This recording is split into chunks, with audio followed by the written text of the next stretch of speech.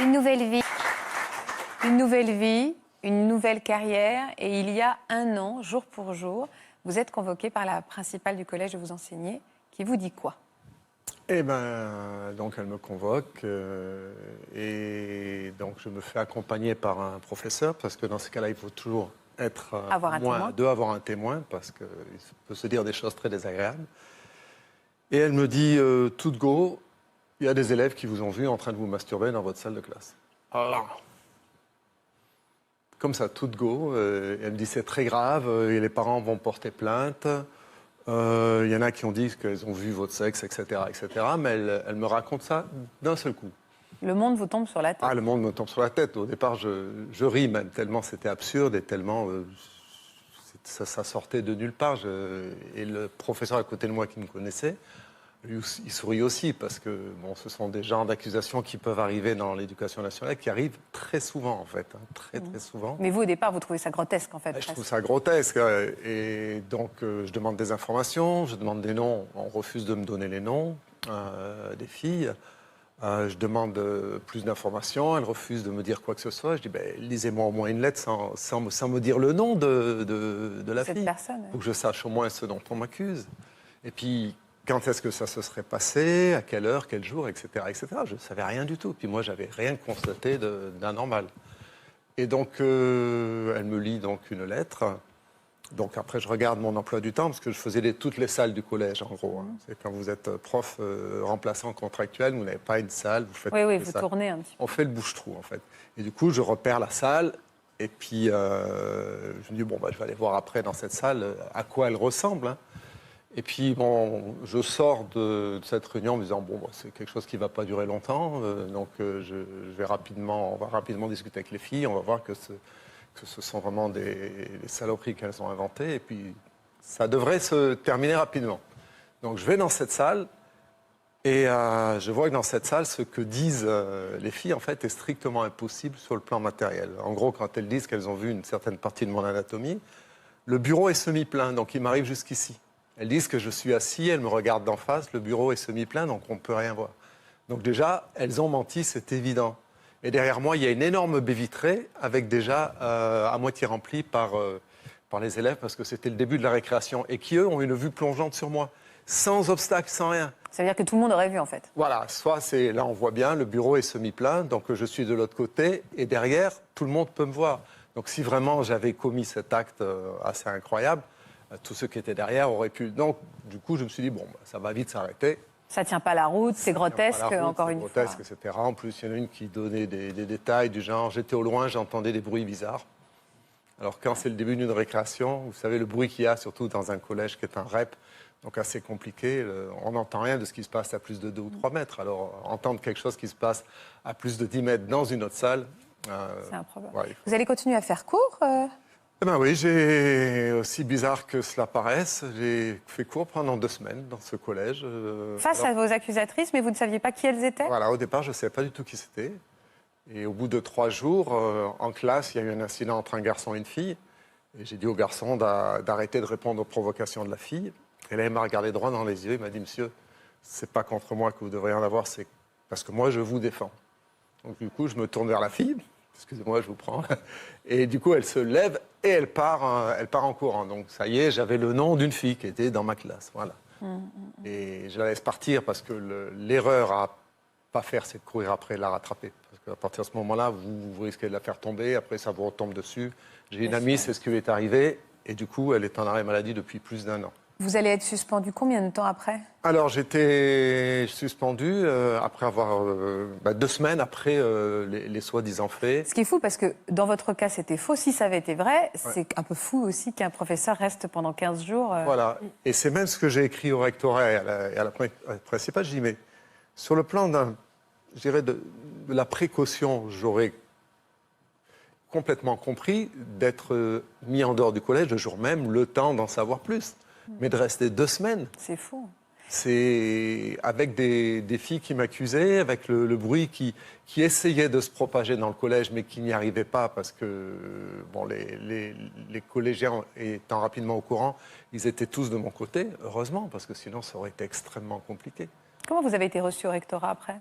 Au rectorat, j'étais reçu comme un criminel, un pédophile, un salopard, etc. etc. au départ. Et, par exemple, on nous fait attendre 40 minutes en haut d'un escalier, dans le froid. On ne vous dit pas bonjour quand vous arrivez, etc. Puis on vous assène tout de suite, vous êtes coupable, de toute façon, on ne vous reprendra pas l'an prochain. Et là, moralement, c'est là que vous êtes écroulé, Luc? Et ben là, je me suis dit, déjà, elles n'ont pas vu le dossier, elles n'ont pas lu mes lettres, elles n'ont pas lu mes emails. Donc là, elles m'ont reproché de leur avoir écrit des lettres où je leur disais simplement, mais venez dans cette salle, vous allez voir que ce qu'elles disent est strictement impossible. Alors, il y avait aussi d'autres détails, mais c'était le détail vraiment frappant. C'est impossible de voir quoi que ce soit, donc venez dans cette salle. Ils ne sont jamais venus. Et donc j'ai pris le dossier, lettre après lettre, page après page, et j'ai tout démonté. Et puis à la fin de la réunion, donc mes deux sbires, parce que je leur donne des fois des noms un peu plus méchants, on va dire, se sont rendus compte qu'il n'y avait rien qui tenait dans le dossier, que le dossier était complètement vide. Et bon, là, je me suis dit, c'est bon, ça va bien se passer. Donc elles ont compris forcément qu'il n'y avait rien au départ, quoi. Et ça ne vous a pas disculpé? Alors, il a fallu que je réécrive une lettre. Après, elles m'ont convoqué assez rapidement pour me dire, ça y est, vous n'êtes plus suspendu, on arrête la procédure, etc., etc. Et elles m'ont reconvoqué, j'y suis allé. Ouais. Et alors là, moi, je pensais qu'elles allaient s'excuser, qu'elles allaient au moins faire patte de velours en disant, bon, écoutez, on est désolé, le dossier, c'est vrai, était à charge, etc. On n'a pas bien pris le temps de le lire. C'est vrai qu'on n'avait pas lu telle et telle pièce. C'est vrai qu'on vous a donné 2 pièces qui étaient illisibles dans le dossier. Ça, c'est incroyable. Là, elles envoient un dossier avec des pièces qui sont illisibles. Elles ne s'en sont pas rendues compte. Enfin bref, je pensais que j'allais avoir un peu d'empathie. Mais alors, pas du tout. Du coup, c'était de ma faute si les filles avaient dit ça. C'était incroyable. Elles m'ont dit, oui, on a appris que vous jouiez de la guitare et vous deviez répéter un geste. D'air guitare, quoi. Non, mais, non, mais vous allez voir l'absurdité. Ouais. Je rebondis sur ce que vous disiez tout à l'heure. Quand les institutions ont tort, comme c'était le cas des institutions sociales pour vous, elles vont tout faire pour faire en sorte de masquer leur erreur. Donc, elles ont trouvé cet échappatoire. Ouais. Mais le pire, c'est qu'elles se sont entendues avec la direction du collège, et la direction du collège, c'est ce qu'elle a dit au professeur en disant, les filles, elles ont été abusées par un geste malencontreux d'un guitariste. Et vous n'avez jamais eu d'explication avec ces jeunes femmes? Pourquoi elles avaient fait ça? Et ben, du coup, je ne pouvais pas avoir. Ouais. Elles n'ont pas été punies Elles n'ont après? pas été punies.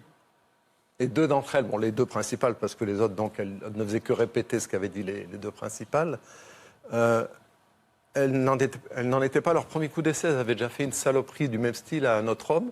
Elles n'avaient pas été punies. Là, une deuxième fois, elles ne sont pas punies. Tout le monde sait qu'elles ont menti. Et tout le monde dans le collège, les élèves, tout le monde sait qu'elles ont menti. Donc ça donne une C'est absurde, ça. Vous auriez pu porter plainte contre elles? Oui, il aurait pu porter plainte pour dénonciation calomnieuse, Ouais. puisque c'est une dénonciation. Alors, c'est pas une dénonciation à la justice, mais c'est une dénonciation à une autorité susceptible de lui infliger une sanction. Donc, à partir de là, effectivement, on peut déposer une plainte pour dénonciation calomnieuse. Dénonciation calomnieuse, ça veut dire au moment où vous me dénoncez, vous savez que ce que vous dites est faux. C'est en ce sens-là qu'elle est calomnieuse. D'accord. Et ça aurait été très compliqué dans votre cas de figure, puisque justement, tout était habillé par l'administration pour faire en sorte que ce soit une incroyable erreur, finalement, de tout le monde. Oui. Une erreur d'appréciation de ces jeunes filles, une erreur de ne pas avoir dit que vous vous entraîniez, vous êtes champion de air guitare, manifestement. Oui, c'est ça. Voilà, tout ça a fait que finalement... Je vais pas amener mon diplôme. Mais si j'avais un conseil à vous donner, il valait mieux laisser tomber et s'arrêter là, parce que de toute manière, vous auriez encore été pris pour ce que vous n'êtes pas. Je voudrais qu'on accueille votre fille et votre femme, justement, qui ont besoin d'entourer également leur époux et leur père. Venez nous rejoindre, les gars et Alexandra.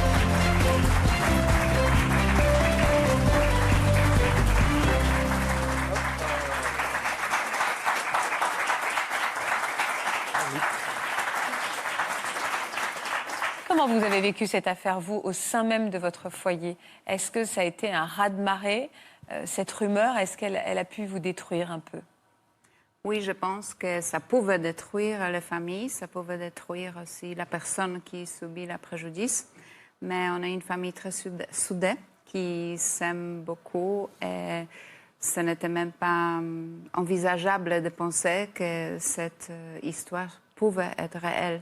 Donc, nous, il n'y a personne qui a cru à ça. Et puis, on était toujours à côté de mon mari, à côté de papa pour mes enfants. Vous avez eu peur pour votre père? Je le savais bien entouré.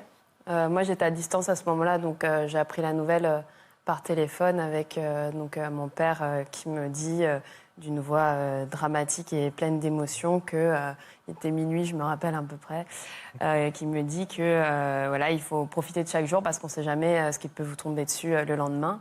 Donc moi, je ne savais pas du tout qu'est-ce qui était en train de se passer, mais je me disais qu'il avait la chance d'avoir ma mère à ses côtés à ce moment-là. Du coup, le petit frère aussi qui était dans la maison et la tante.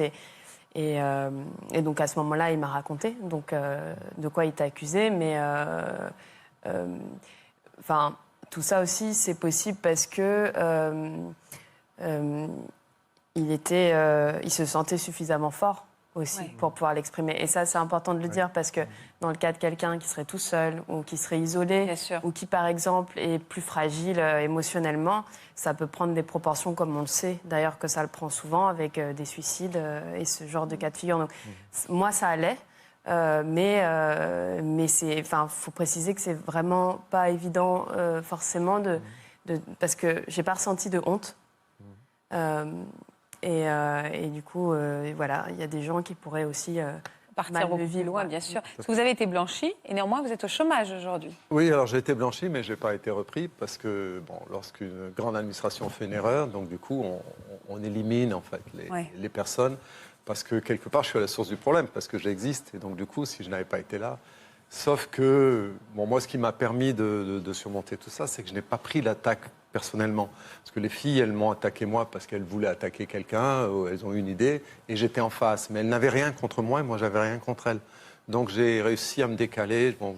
J'ai utilisé un peu la communication non violente, les accords Toltec, en me disant, je ne prends pas ça personnellement, je me mets à côté et je regarde ce qui se passe. Et je me suis aussi ouvert auprès d'un certain nombre d'amis dans toutes les activités que je suis par ailleurs, parce que c'est important aussi d'avoir un avis extérieur. Parce que si vous restez trop dans votre bulle, c'est très compliqué, parce que vous marinez, après vous ne savez plus où vous en êtes. Alors que les autres personnes vont vous poser, par exemple, des questions importantes, et des fois auxquelles vous n'auriez pas pensé. Voilà. Natacha, est-ce qu'on est marqué à vie